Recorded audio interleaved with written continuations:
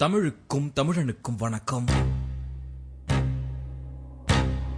Deep Talks Tamil audio book வழங்கும் crime கதை மன்னன் ராஜேஷ்குமார் அவர்கள் எழுதிய A for Apple, M for Murder.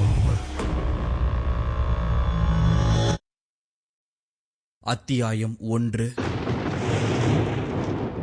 சென்னையில் இருந்து 500 கிலோமீட்டர் தூரத்தில் வங்க கடலில் ஒரு புயல் உருவாகி கொஞ்சம் கொஞ்சமாக அது நகர்ந்து வந்து தலைநகரத்தை மிரட்டிக் கொண்டிருந்தது.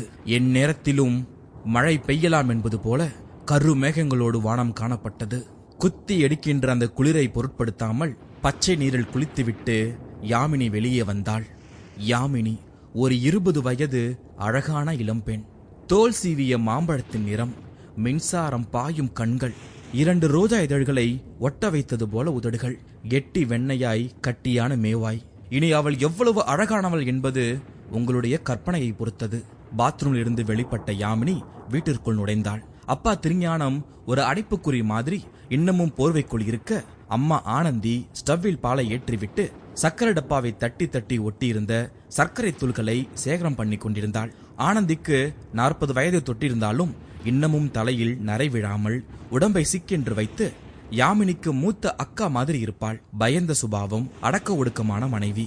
கணவர் திருஞானமும் மனைவி ஆனந்திக்கு ஏற்ற மாதிரி துணையாக இருந்தார். தனியார் கம்பெனி ஒன்றில் 8 மணி நேரமும் டியர் சார் என்று டைப்பிங் மிஷனை தட்டும் வேலை அவருக்கு. எப்பயாவது ஆபீஸ் மேனேஜர் இவரை கூப்பிட்டு, என்னையா திருஞானம் இப்படியா டைப் பண்றது என்று அதட்டலாக கேட்டால் மனசு இரண்டாக ஒடிந்து போய் கண்களில் கண்ணீர் வந்துவிடும் ரகம் இவர். கூட்டமாக வருகின்ற பஸ்களை தவிர்த்துவிட்டு எந்நேரமானாலும் காலியாக வருகின்ற பல்லவனுக்காக காத்திருப்பவர். அவருக்கு பிடிக்காத 2 எது என்று கேட்டால் 1 அரசியல், 2 சினிமா என்று சொல்வார். அதேபோல் பிடித்த 2 எது என்று கேட்டால் 1 யாமினி, மற்றொன்றும் யாமினிதான் என்று அடித்து சொல்பவர். யாமினிக்கு போன மாதம்தான் கல்யாண நிச்சயதார்த்தம் நடந்து முடிந்திருந்தது. மாப்பிள்ளையின் பெயர் கிருஷ்ணமூர்த்தி.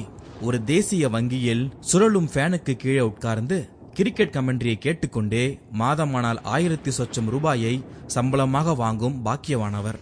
எந்தவிதமான கெட்ட பழக்கமும் இல்லாதவன் என்று தரகரால் அக்மார்க் முத்திரை குத்தப்பட்டவன். அவனுடைய ஒரே பிடிவாதம் வேலைக்கு போகிற பெண்தான் தனக்கு மனைவியாக வர வேண்டும் என்பதுதான். வேண்டுமானால் நிச்சயதார்த்தம் வைத்துக் கொள்ளலாம், ஆனால் பெண்ணுக்கு எப்பொழுது வேலை கிடைக்கிறதோ வேலை கிடைத்த அடுத்த வாரமே திருமணத்தை வைத்துக் கொள்ளலாம் என்று மாப்பிள்ளையின் அப்பா உறுதியாக சொல்லிவிட்டார். அதன்படி நிச்சயதார்த்தமும் நடந்து முடிந்தது. அதற்கு பிறகு யாமினிக்கு 2 இன்டர்வியூகள் வந்தது. 2மே கண் துடைப்புதான். கம்பெனிக்கு தெரிந்தவர்களுக்கு வேலையை உறுதி செய்துவிட்டு வெறும் கண் துடைப்புக்காக ஒரு சில Sample complete. Ready to continue?